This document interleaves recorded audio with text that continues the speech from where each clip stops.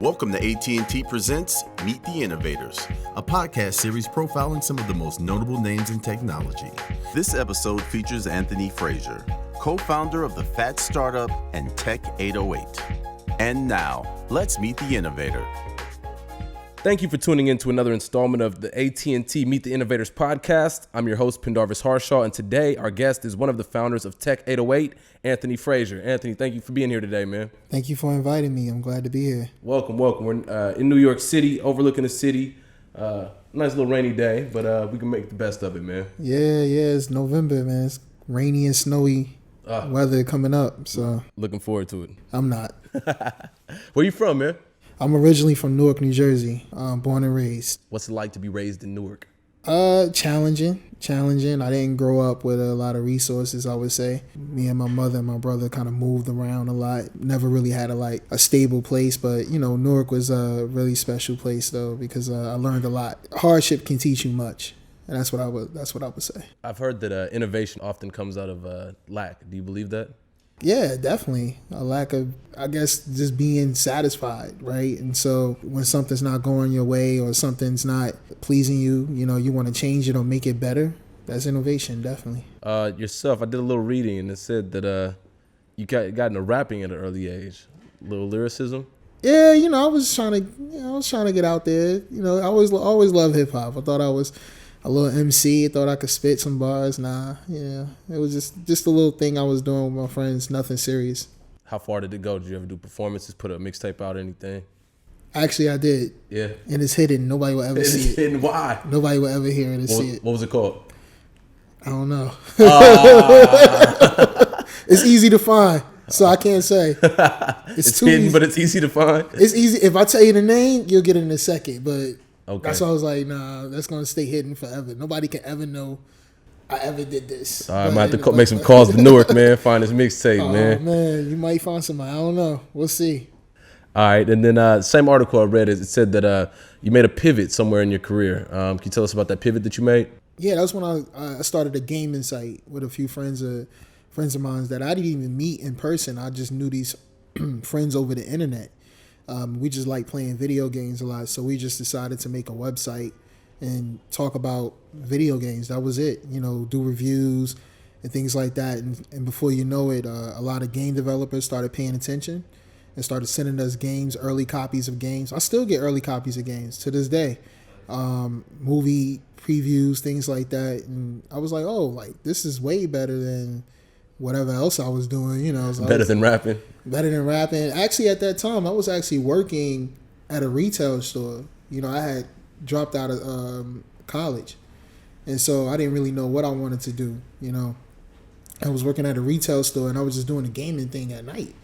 And when I started seeing how it was getting a lot of attention, I just decided to maybe I should take this a little bit more serious. That was a theme mentioned a lot at the Tech 808 conference I attended yesterday. We'll get more into Tech 808 briefly, but I wanted to know your opinions about using your time efficiently, because you mentioned doing the gaming at night while still maintaining the 9 to 5. So how do you do that to the entrepreneurs out there? Yeah, I think if you really want something, you have to put the time in. And for me, once I knew that I didn't want to work while I was working for the rest of my life. And so that in itself was energy for me. That fed my passion. And I believe if you really want to do something, you're going to put the time in for it. And if you don't, then you won't. And so you don't even have to be good at time management. You just know I get off work at 5, I'm going to work from 6 to 10 p.m. at night. You don't really need efficient time management skills to put that together in your head. You could just know, after I get off work, it's hustle time. That's how I treated it. Read on the internet.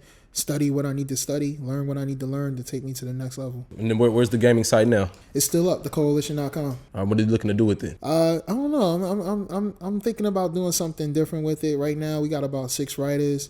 We just came back from E3 in the summer. A lot of reviews. This is the best time in gaming right now. The holiday season, a lot of releases coming out. And so we got a lot of reviews on the site. It's a good team. I can't take credit for the success it's having now. I'm more of an advisor more than anything, but I'm really proud of it. Out of curiosity, man, I'm an old school gamer. I haven't touched a video game probably since PS2, man. But what's your favorite old school game? Earliest influence type game? Oh man, I would say what got me really into gaming was Super Mario or something like that. Nice. I know that's a real cliche, Right. but that's really like the first game I played, like, you know, and then eventually I played it at, I think, a school, like a teacher had brought it in, the kids could play if they did their homework or something like that.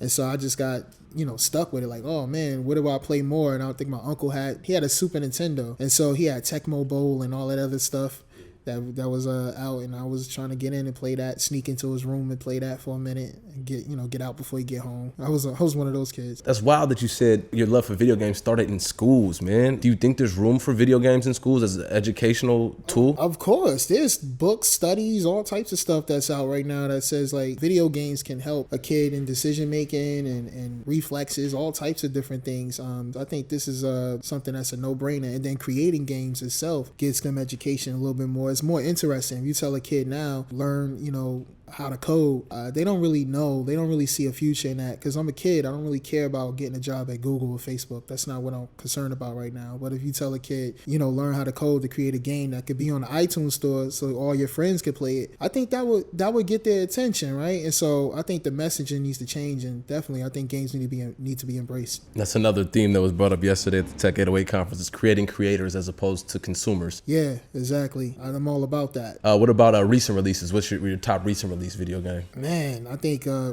like NBA 2K16. Spike Lee did the storyline for it this time around. He was a little extra on it. A little extra, a right? Little extra, but you know what? That was cool. It was cool to see a basketball game with a storyline. You know, he was trying to make it like it was almost like a Tyler Perry movie a little bit. You know, like a little drama in there, I don't know, you know, but you know, much love to Spike. My roommate's on the couch playing video games right now as we speak. I don't even have to know, but you know what I'm saying? Like, so I watched him play what's it called, the career mode? Yeah. It was innovative. Actually, I thought it was short. Like, I feel like, man, they should get Spike back next year to do another story, you know, a storyline, and make it a little bit longer now, follow the career of the player, because I was really, like, engaged. Like, I really felt for my character. I didn't know you can do that for a basketball game. And so I thought that was pretty game-changing for NBA 2K. You mentioned job opportunities in terms of designing video games and also like analyzing video games. What about the music that goes into games? And do artists think about that, like creating music that could be possibly the soundtrack to 2K16? They don't. You know, that's something I just had. I think we was talking a little bit before the recording, and producers who are doing hip-hop music, or any producer for that matter, I don't think they're thinking about the opportunities to get into new games and get into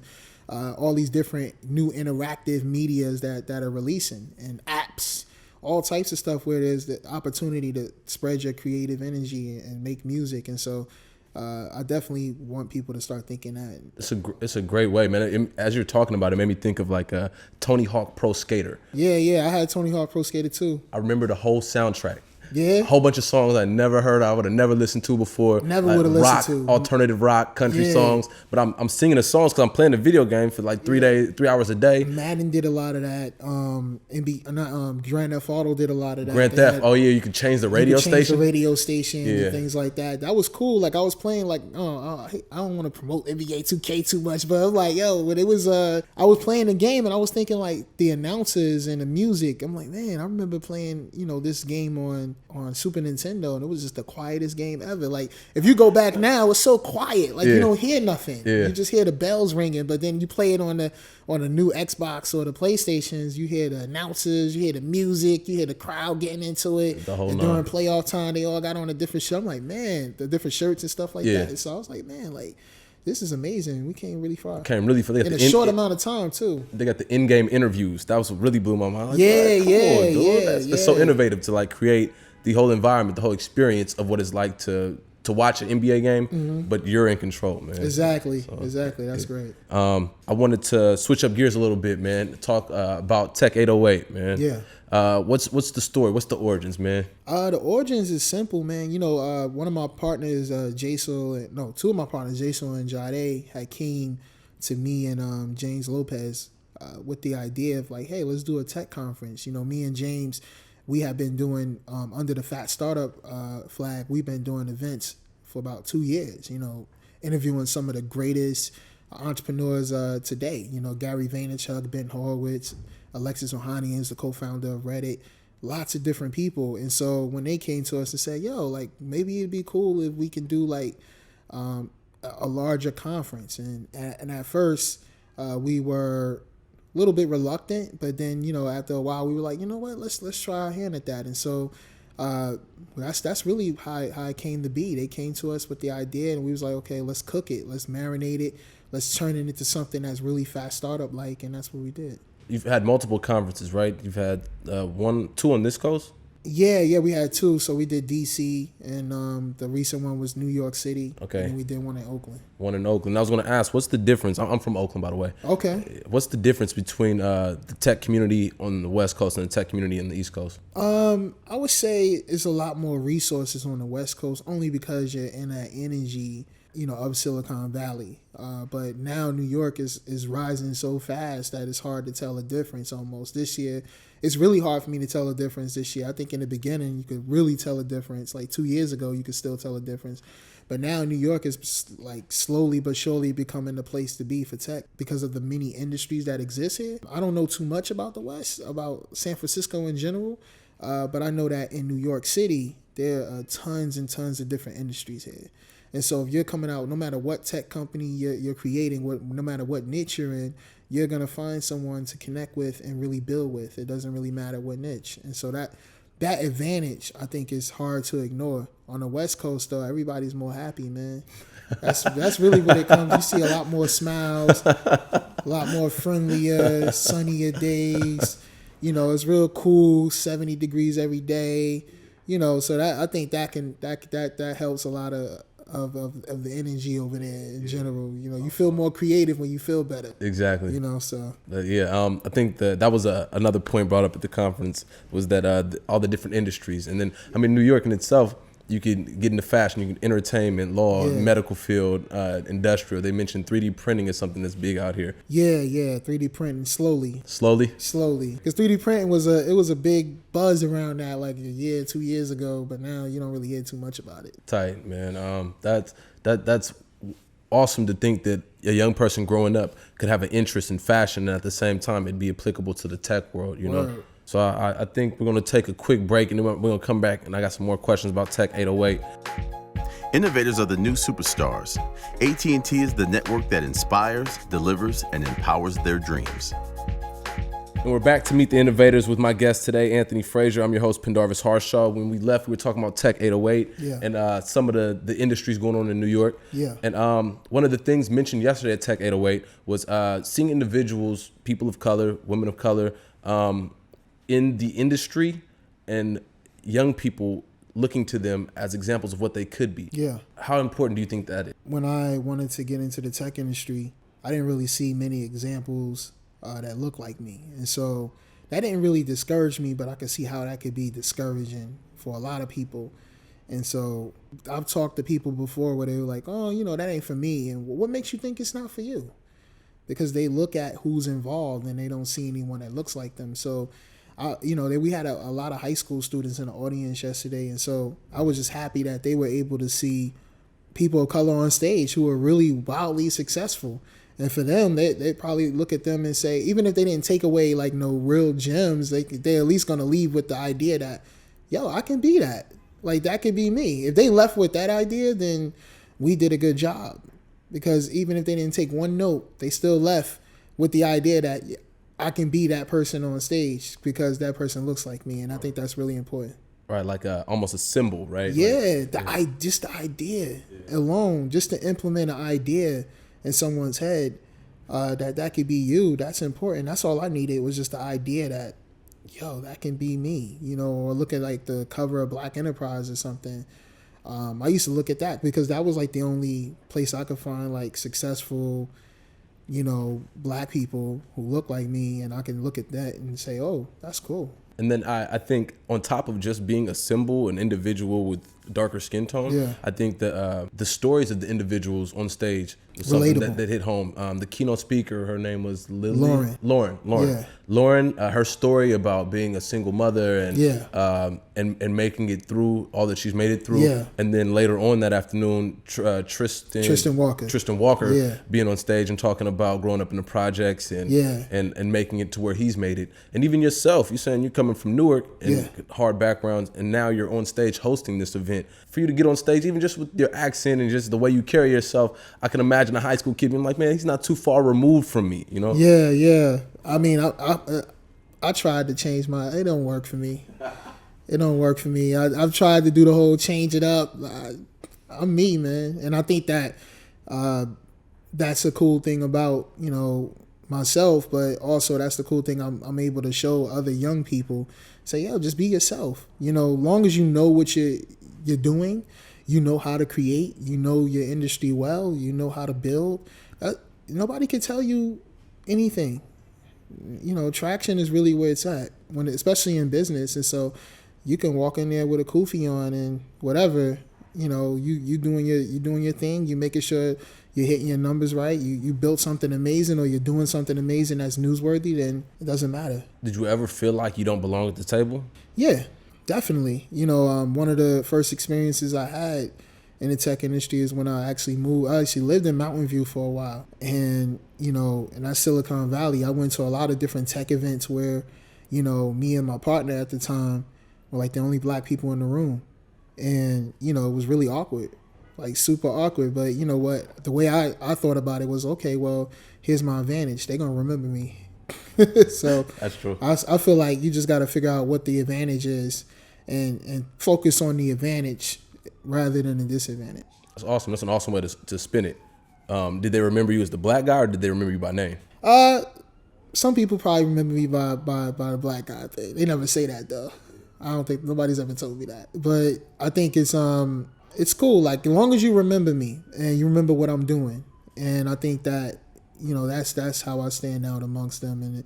And if it's meant to be, it's meant to be. Do you ever feel like you got slighted because of your race? Definitely. There was definitely a lot of times, especially when I was building my first company, that I feel like maybe I didn't get a certain meeting or I didn't get, you know, some investment dollars or anything like that because of my race. I definitely feel that way. What'd you do? How'd you respond to it? Same way, man. Just focus on the advantages. That's it. You know, I had a lot going for me. I had a lot of users, had a really decent community. And even though that company didn't work out, we didn't fail because I was black. You know what I mean? Yeah. We failed because of, you know, just different situations not working out, you know, as far as the right business model. And, you know, one of the biggest companies we had a partnership with, they just unfortunately went bankrupt around the time we were doing our thing. And so it was just a lot of different unfortunate situations that kind of happened at the same time. But nothing about my race ever kept me from stopping and discouraging me. No. You have an optimistic outlook, man. What's the positive force in your life that's pushing you? I don't know. I got no choice. I ain't got no choice but to be positive, man. We can't make no progress. I've tried it the other way. It doesn't work. I would say that. Like, I tried it the other way of being mad about something or holding a grudge about something or just having a lot of anxiety. You know, sometimes people can't help that, you know, but I just try to keep a positive outlook. I know what's meant for me is meant for me. Is there spiritual grounding tied to that? Definitely. What's the spiritual background? I mean, a lot of it came from, you know, one of the speakers yesterday was James Altucher, and he had a book called Choose Yourself. He didn't talk about it a lot, but I think that book was really dope. You know, he talks about it. He talks about something called a daily practice where you do 4 things every day. And he talked about that a little bit on stage. You do something spiritual, mental, physically, and emotionally. And as long as you do those 4 things, you'll find yourself happier. I've started doing those 4 things, and I'm happier. What are those 4 things, the 4? Well, on the spiritual side, I'm a Christian, so I pray every single day. I make sure I talk to God. And on the mental side, I read a lot of books, and I also write the 10 ideas a day that he talked about. So it doesn't matter. I got some of the silliest ideas written down, the stupidest, dumbest. Stupidest ain't even a word. I don't even know. Like, just crazy, loopy ideas. But it's all about the practice. Yeah. And making sure that, you know, you exercise that particular muscle. On the physical, it could be anything from, let me take a walk. Let me try and exercise a little bit today. Or let me make sure I get 8 hours of sleep. Mm-hmm. You know, he talked a little bit about that. And emotional is doing things you love. You know, if I want to spend time with my family, or if I want to, play video games for 2 hours. If it makes me happy, let me do it. And those are things that are important. That's awesome, man. I'm really getting into this mental health analysis of the world, and just realizing that that's something that's going to be in the forefront of America, especially with like so many instances of mass shootings, and you see people just acting erratically. I think that practice, those 4 things that you named, are things that not only help the business world but help the world as a whole, man. So. No doubt, more people need to do that. When I started to do a lot of those things, especially meditation and things of that nature, my attitude changed. It was kind of hard for me to believe I was existing before that. It's kind of like even existing. What do you mean? Yeah, like how did I make it this far? Yeah, I was like thinking like, how did I even make it this far? Thank God. Yeah. That was tight about the conference yesterday, is that there was that aspect of individuals talking about spirituality. Yeah, it's starting to become common among entrepreneurs. I'm noticing that. I mean, you have to, right? Because you're kind of by yourself in this world. You are. There was another. So James's speech was awesome, man. He was a comedian a little bit. Yeah, I didn't expect that. He was a little Seinfeld up there, man. What? It was crazy. He came on the stage like cracking jokes, man. Yeah. I mean, that's amazing. I did not expect that. Yeah. So I was just blown away, and I thought I would probably have to go out there, do my little Q&A a little bit to squeeze out some real good answers, but it turned out I didn't really need to do much. Yeah, it was really good. There was another individual, his name slips my mind right now, gentleman who also talked about losing a lot of money or spending a lot of money on fashion. Okay, it must have been Amos Wimbush. Amos, I was going to say 4-letter name. Okay, yeah, Amos. He also talked about spirituality in that sense as well, but he was talking about it in terms of humbling himself, not using spirituality to lift himself up, but using it to keep himself grounded. What do you think about that? I think that's really important. I think he had a lot of success in a short amount of time, and so maybe he was just kind of like a little out of control. It felt like, let me humble myself real quick, and sometimes maybe it was a life-changing, a real serious life event. That kind of sparked a lot of that. But sometimes, you need to do that. I think that's important. Are you prepared for success? Always. How do you do that? For the daily practice, man. Back to those, right? You expect success, so you prepare for it. Yeah. I think expectation is the biggest word, when you think about this, when you think about being prepared for it. Because when it comes, I just thank God. That's it. And I just figure out what the next step is. That's it.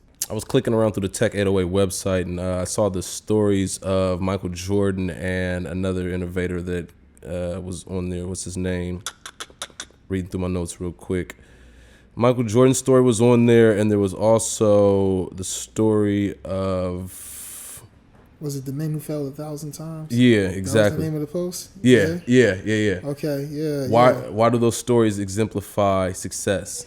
Oh, man, failure, I think success is a sandwich of failures. A sandwich of failures? Yeah. Like the slices of bread are the failures? The meat is the failures. Oh, the meat is the failures. All together, the bread is a success. I see what you mean. When it all comes together? It all comes together. Yeah. I think that's really what it's all about. I think you just gotta keep going without losing enthusiasm. And the reason why those stories are important is because, Jordan, he basically highlighted all the shots that he missed. Yeah. And then you think about Thomas Edison. It was Edison, yeah. He had maybe 1,000, failures before the light bulb actually worked. And this is just what life is all about. You keep trying until it happens. And so right now, people only see the highlight reels. Somebody might be listening to this podcast, or they might have saw that AT&T commercial, or they might have saw something, and they might have thought, oh, this is overnight, or this happened. Nah, man, you're just looking at highlight reels. People are still struggling. Look at Amos. He's all the success he had, he was still, facing something. At the end of the day, he told you about that, how he had to humble himself. And so everybody deals with these things a certain way. How do you teach that knack of being persistent to a young black boy in America, where I work in schools, and I often see a kid fail a test the first 2 weeks of school, and from then on, it's just a downhill movement. Yeah. So how do you teach them that success is based upon building on your failures? How do you teach that to them? It's hard, because failure, especially where, you know, and where we're from, you know, I'm gonna just say we from the hood. I'm gonna just say that, you know, it hits hard because you feel like, you know, there's not many opportunities. And so when one opportunity doesn't work, you don't think another one is coming. And so when you fail, you're like, forget it, man. This ain't never going to work. This ain't never going to work. And it's hard to really kick that attitude. It's hard to get rid of it. The best, I say, idea I have for that is what Tech 808 is, right? Seeing the examples. Like, yo, if you actually see someone who looks like you, who said fail, and you'll get to the success, then that's going to help convince me. You know, just preaching to me in a classroom, you know, is not going to work. We need people that we can look up to telling us these things. Back to that example. Yeah. Yeah, and what they symbolize. Exactly. That's very much true, man. Who's your symbol, example? Who do you look to? Man, I look up to a lot of different people, man. I think early on when I was really coming up, I heard a podcast one day from, it was like a very unknown podcast. Like it was on Blog Talk Radio. It was like randomly clicking through like what's a business podcast, and I clicked one, and it was this interview with this guy named Michael V. Roberts, and I never had heard of this guy before in my life, and it turns out he had like a chain of hotels, and he was like owned several buildings and I think it's in the St. Louis area. And he said, hey, I wrote a book for my son. It's called Action Has No Season. And I was like, well, I don't really have a mentor or anything like that. So if he wrote this book for his son, then it must be good for me too. So I went and bought that book, and I would say he was like probably the first person. I was like, okay, you know, this guy's going to teach me how to do business, you know, and that was the first. You seem studious, man. Would you consider yourself a nerd? Definitely a cool nerd. So that's where I was going with this, man. How do you maintain cool? Being yourself, man. I mean, I think coming from where we come from, we naturally cool, man. That's what I feel like. And when you mix in all the other elements like tech and all the things that you could be nerdy about, you could be a nerd in anything. You know, There's people who like audio nerds. You know, they may not know anything about tech as a whole, but they can mix and edit and make something sound like it came out of Jurassic Park next trailer or something like that. Like, whoa, like, I mean, then you could just be a nerd in that. It's all about, you know, focusing on what you like to do and just bringing your own flavor to that. You know, not trying to do it for nobody else. Just doing what you're comfortable with. That's tight, man. And you've never succumbed to peer pressure when it comes to that? Peer pressure. Maybe when I was in high school. I think that kind of faded away as I got older. Never really felt pressured, you know, for a lot of things. Are there aspects that you learned growing up in the neighborhood, in the hood, that really translated to the tech world and to your entrepreneur endeavors? I would definitely say, you know, the downfalls in business, right? You know, I've had a lot of things happen in my life. And so when something doesn't quite go right in the business, I don't really panic. A lot of people might think I'm panicking. No, I'm probably just thinking of something else. You know, that's why I like to put my mind in a different place. And I think that's helped me tremendously. You know, just being able to control emotions. I think that's a big thing. That's real big, man. So much in the neighborhood happens because people can't control emotions, man. Yeah. I think emotional stability is one of the most important things that entrepreneurship possess, definitely. Man, do you have an example, a time where you were like about to break and you were like, nope, tame yourself? I mean, well, all right, here's a time where I think emotional stability really matters. Like, so in business, you know, there's favors, right? You know, somebody may do something, or you're looking for somebody to hook you up, or you're looking for something. You can't really take anything personal. Like, just business, you know. And I understand if somebody does take it personal because they haven't built that attitude up yet. They haven't built that fortitude up yet to brush something off as really like it's whatever. I think when you hold grudges, when you are angry about something, you block your blessings. Like you know, you might be mad at this person one day, and then next week they might come with an opportunity, but because you held a grudge, you block that, you know. And so that's really important. Control your emotions and don't take everything so personal. I see what you're saying. Let it water flow under the bridge, man. Yeah. You know, just look, man, what's meant for you is meant for you. Right. And I think that's where the spiritual aspect comes in. If you don't have anything like that, then you're not gonna have the ability or the tool set to let that slide and think about the larger picture, the larger goal. Sound like something that I heard Tech 808 putting out this year, bossing up. That's the word, right? Yeah, boss up, man. Bossing up. We'll get into that in a second. We're going to take a quick break, man. I'm Pendarvis Harshaw. You're listening to Anthony Frasier, one of the co-founders of Tech 808. Take a quick break, and we'll get back to what bossing up means in a second. AT&T is pushing the boundaries of technology to deliver new breakthroughs faster than ever before at the AT&T Foundry. Visit the AT&T Foundry online today. And we're back. I'm your host, Pendarvis Harshaw. I'm sitting across the table from Anthony Frasier, one of the co-founders of Tech 808, conference going on this Monday and Tuesday in New York. And we were mentioning it's the slogan of the conference this year, right? Yeah, boss up. Yeah, it's a slogan of our whole movement, really. Okay, what does that mean? Well, honestly, me and James, we were my co-founder. We were like on Twitter one day, and we saw we wanted to find like a slogan that was popular. You know, everybody was hashtagging at the time. It was like, we don't want a non-popular hashtag, an unpopular hashtag. We was like, okay, well, let's find one that represents us and ride that wave and just kind of like hijack them. So we hijacked Rick Ross. So, Rick Ross is boss up? Rick Ross used boss up a lot. Is that right? Yeah, we were like, well, that kind of we identify with that. And so we redefined that for ourselves, and we feel like bossing up is taking control of your career, choosing yourself, you know, and taking responsibility for your own future and your own success and creating your own luck.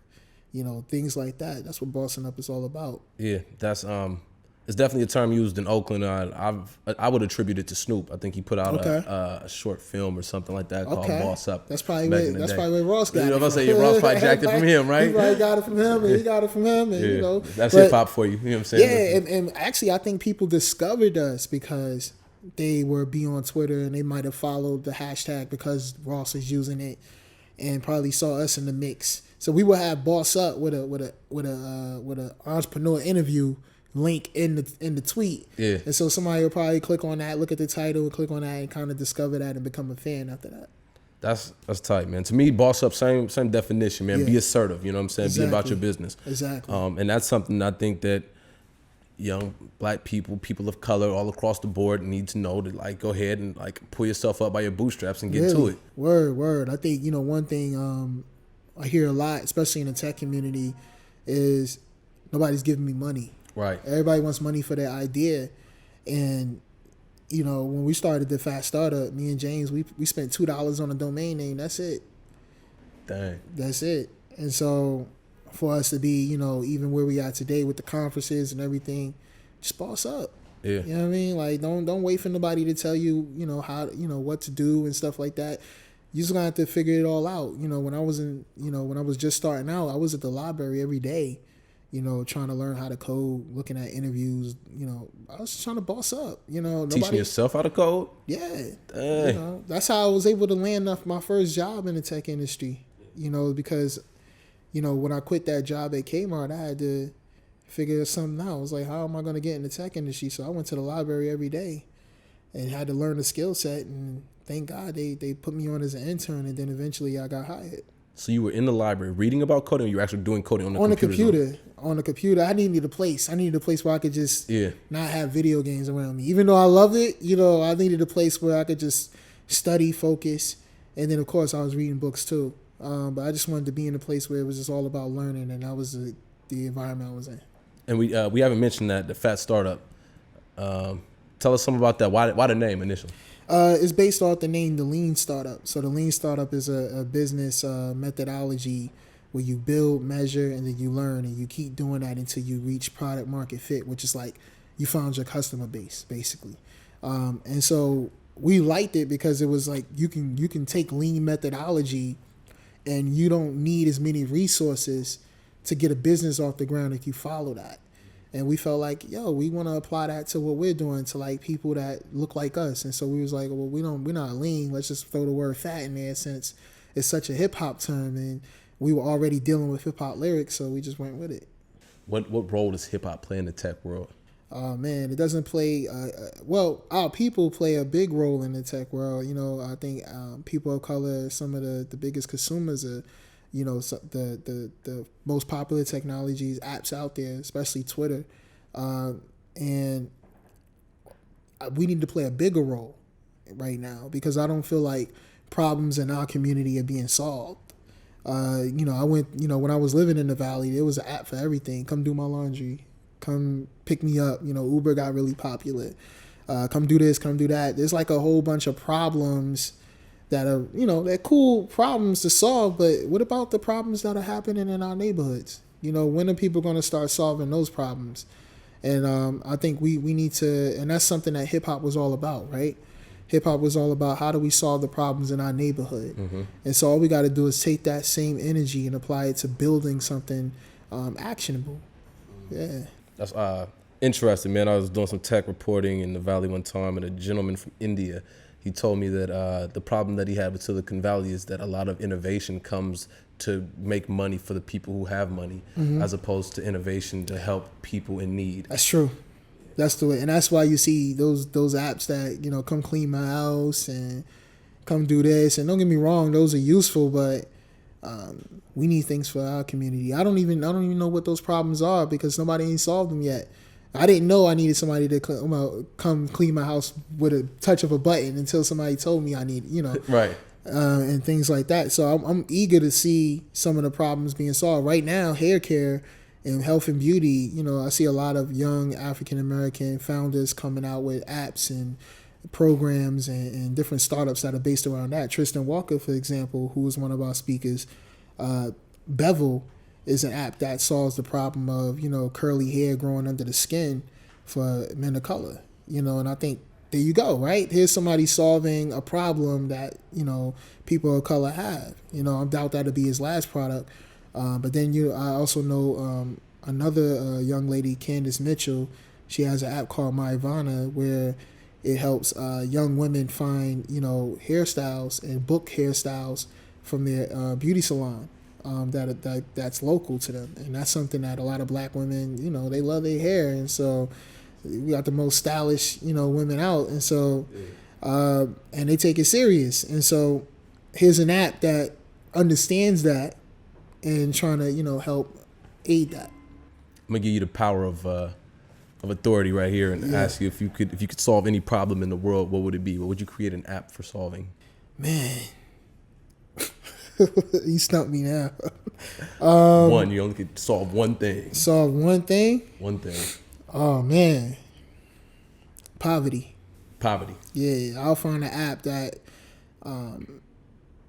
could somehow. I see now that when you think about there's a lot of companies coming out that are creating good in the world. Like, for instance, I think Tom's shoes, for every time you buy a pair, another pair is bought for a young kid and a disadvantaged kid in another country. I think Warby Parker is doing the same thing. I would love to create some kind of app or some kind of, Kickstarter-like thing that can help people who are homeless and living in extreme poverty, but not in another country. Why not here? That always irks me, and I get it, right? There are people who are suffering in other countries, but it's hard for me to think about that in my own town, Newark. There are people sleeping in the streets. So why aren't we trying to solve that problem first?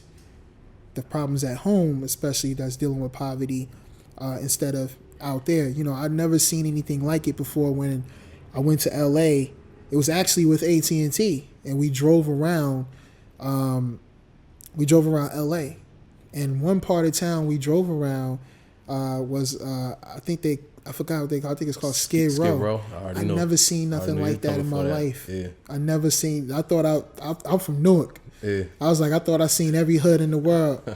I ain't never seen nothing like that in my life. It rose the beach, and man. it makes me think, like, how can that even exist in America? Like, is anybody doing anything about that? And the juxtaposition between that and Hollywood or other aspects. Yeah, like I've never seen nothing like that in my life. It was scary, and that's a huge problem. So I think poverty is a big problem that I would try to solve. All right, so I'm looking for that app. When you know what I'm saying? When you create it, if it's a video game, if it's whatever, you know what I'm saying? Yeah, we'll see what happens. That'd be ill to have like a Sim City solve poverty kind of thing, and then you can solve it in theory on a video game. Yeah, take it out into reality. I think the key is to make people. It's sad to say, but we got to make people care, right? You know, and right now, you know, I think Kickstarter has found a way to make people. You know, you can kind of make people care about. It's a lot of crowdfunding going on, so it would have to have some kind of element in that involved with it. But, you know, it's definitely something I've been just loosely thinking about off and on. Kickstarter is an interesting thing, man, because I think it really uses the power of storytelling, man. Yeah. Like, you make people care through them knowing your story.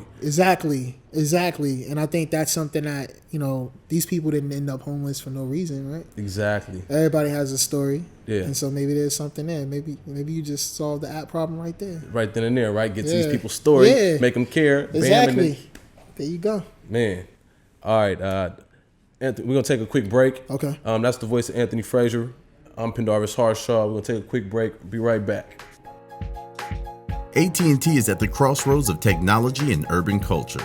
For content, news, or to just join the conversation, visit thebridge.att.net. And we're back. I'm your host, Pendarvis Harshaw. I'm sitting across the table from Anthony Frasier, co-founder of Tech 808, amongst other things.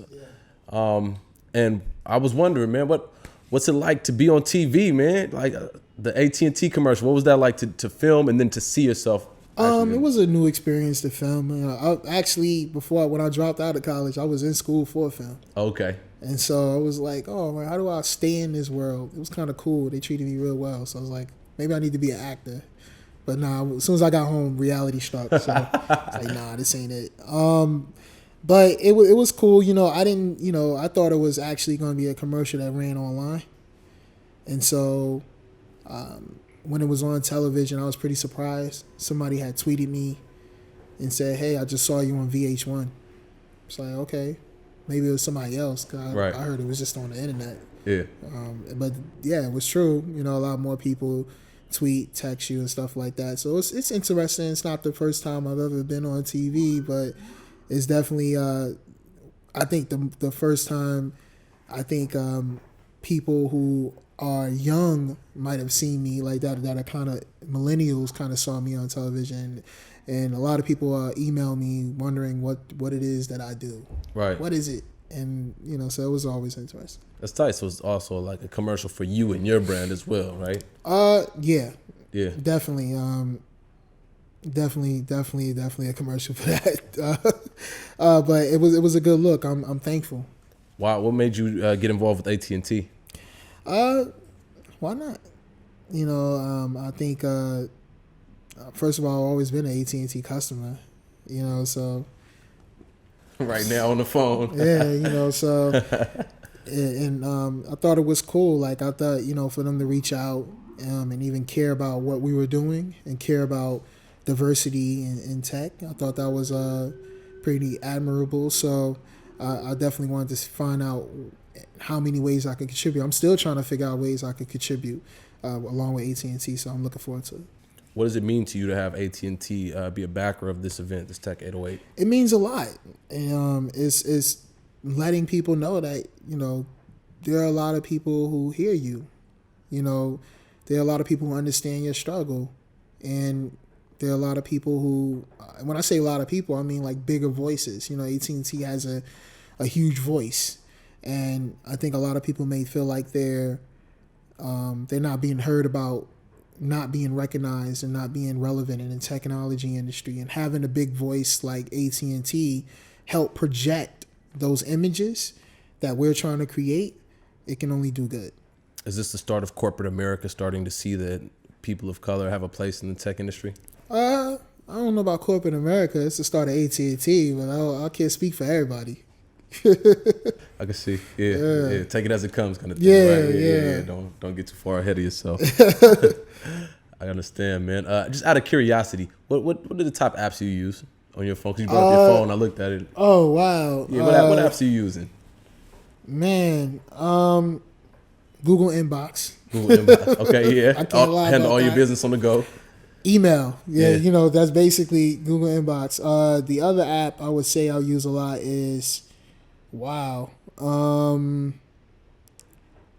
podcast app. Okay. I have an Android, so I use this app called Podcast Addict. Okay. And so I'm always on there, figuring out what's new, what's popping. And the other is lately, it kind of switches, but the lately has been Crunchyroll. It's an app called Crunchyroll. It's like Netflix but for anime. Netflix for anime. Yeah, it's really cool. Okay, tight. I didn't see that coming at all. Anime. Yeah, anime. I mean, I'm a gamer, so they kind of go hand in hand, the whole Japanese culture. So, gaming is big in Japan, and so naturally anime kind of cross, pollinates with it. So, Are there lessons that you learned from anime? they have some good stories. Yeah. I would say anime was it's dramatic. It's the first time, I take them serious. They're almost like a real television show for me. Like, I don't really look at them as cartoons. These are some serious things. Actually, they have a lot of adult content in them. So I wouldn't suggest younger listeners to go out and just look at any anime. But anime in general, I think what captivates me the most about them is the really unique stories. And you can't really get that from a lot of entertainment today. I really get into it. Power of storytelling again. Yeah. So you've mentioned it through books. You've mentioned it through music. Yeah. You mentioned it through the internet, obviously. Yeah. Do you have a top story? I mean, it can be in any form. What's the most influential story in your life? Oh man, the most influential story. That's a good one. I'll say my mother's story. Awesome. Yeah, I think that's the most influential story in my life. We grew up as she raised us as a single mother, and we were in Newark, and she really, really worked hard to get me and my brother out of a bad situation and into a better one. And because of that, I had a better education. I had better friends, a better environment. And I have to say, like, if it wasn't for her, I probably wouldn't even be sitting here talking to you.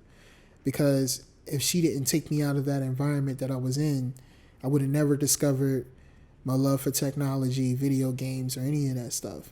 And so that inspires me a lot. So I would say that's the most inspirational stuff. It's awesome that it all comes back home, man. Yeah. Is there anything else you want to share with the world before we go? Yeah, there's no I in team. Jaso, Jade, James, Wanda, Kate, the whole, Tech 808 staff, the whole Fat Startup team. We really worked hard. We really built something amazing. And I'm completely grateful for the time that we've been able to build what we built. And so I'm eager to see what the future holds for every single one of us. I was just going to ask, what's next?